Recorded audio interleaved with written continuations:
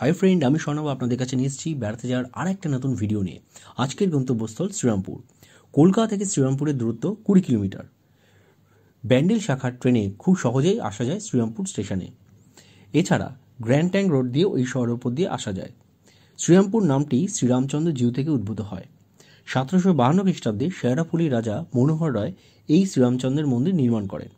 1757 খ্রিস্টাব্দে ডেনীয় বা দিনেমার শাসকরা এই শহরের নাম রাখেন ফ্রিডরিক নগর। শ্রীরামপুরে প্রবেশ করেই প্রথমেই চোখে পড়ল শ্রীরামপুর রাজবাড়ি। এই বাড়ি অতি প্রাচীন এবং বর্তমান যারা এই পরিবারের সদস্য তারা এখনও এই বাড়িতে বসবাস করেন। বাইরের কোনো লোককে এই বাড়ির ভেতরে প্রবেশ করতে দেওয়া হয় না, তাই বাইরে থেকেই দর্শন করলাম। বাড়ির ঠিক পাশেই রয়েছে একটি সুন্দর বাগান এবং গঙ্গা তীরবর্তী অঞ্চলটি বেশ সুন্দর।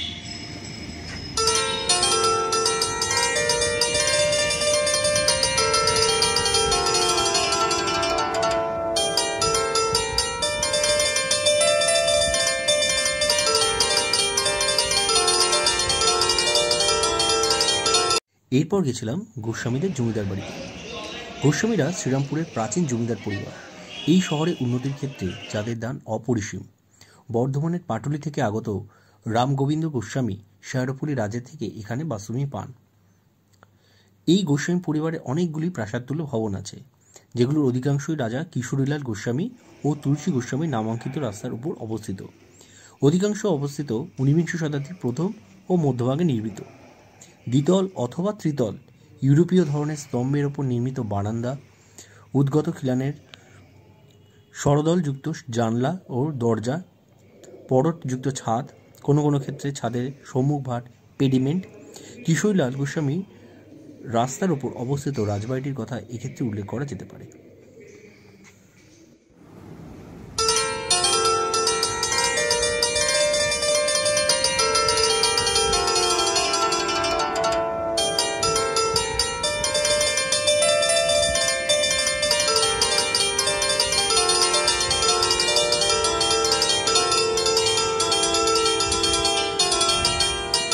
এরপর গেছিলাম শ্রীরামপুর সেন্ট ওলাফ চার্চে। এই সেন্ট ওলাফ গির্জাটি 1805 খ্রিস্টাব্দে নির্মিত হয়। সম্মুখের বারান্দা ইউরোপীয় ধরনের 4টি জোড়া স্তম্ভের উপর নির্মিত। পরতযুক্ত সম্মুখের ছাদের প্রান্তে ত্রিকোণ পেডিমেন্ট, দ্বিতল শিখরের উপরিভাগ মোচাকৃত। প্রবেশপথে ডেনমার্কের রাজা ষষ্ঠ ফ্রেডরিকের মনোগ্রাম। সামনের ছোট পার্কে পুরাতন আমলের কামানের সারি।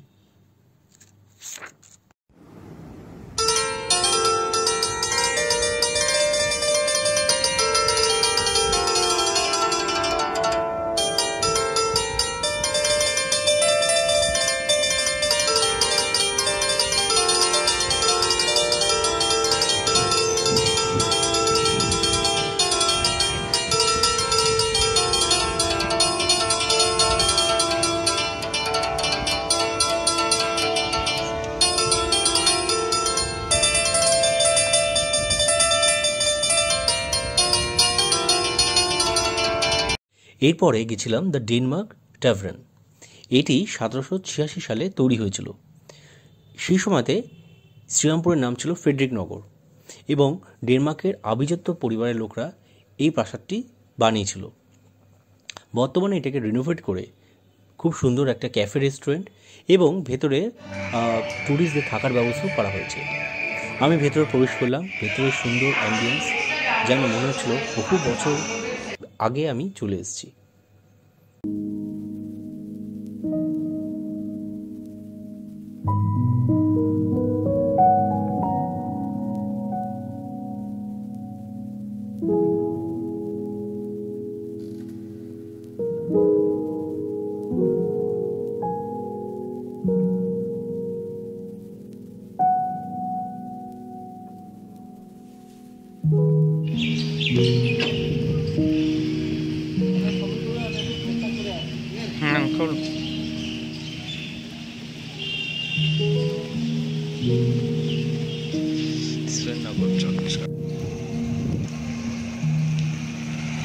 এটা শ্রীরামপুর কলেজ ভেতরে।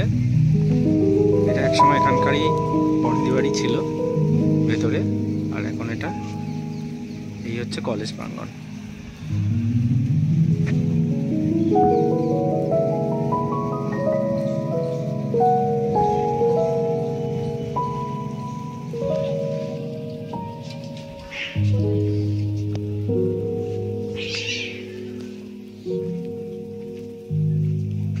এরপর গেছিলাম শ্রী শ্রী মদন মোহন জিউর মন্দিরে। এই মন্দিরটি আপনা চৌধুরী পাড়াতে অবস্থিত এবং এই মন্দিরটিও কিন্তু ঐতিহাসিকভাবে অতি প্রাচীন। মন্দিরের ভেতরে প্রবেশ করলে চারিদিকের আশেপাশে পরিবেশটাও বেশ ভালো লাগে।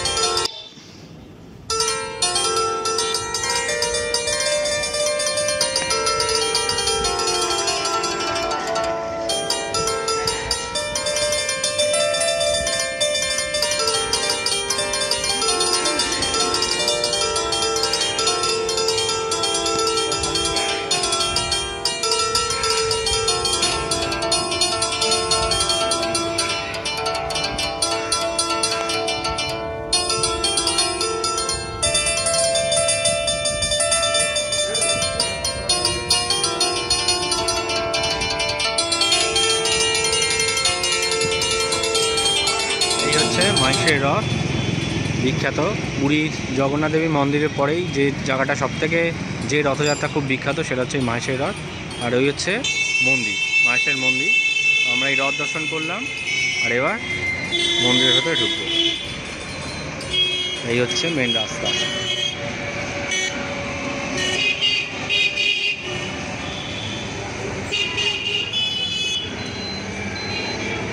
বালুকার মধ্যে জগন্নাথ, বলরাম ও সুভদ্রার মূর্তি প্রাপ্ত হন এবং সেগুলিকে মাহেশে প্রতিষ্ঠা করেন। শেরপুরী রাজবংশের কাগজপত্র থেকে জানা যায় যে রাজা মনোহর রায় এবং মাহেশে প্রথম জগন্নাথ দেবের মন্দির নির্মাণ করেন এবং জগন্নাথ দেবের সেবার জন্য জগন্নাথপুর নামে একটি গ্রাম দান করেন। হান্টারের মতে জগন্নাথ মন্দির ষোড়শ শতকে প্রতিষ্ঠিত হয় এবং এটি বল্লভপুরের রাজা বল্লভ মন্দিরের সমসাময়িক।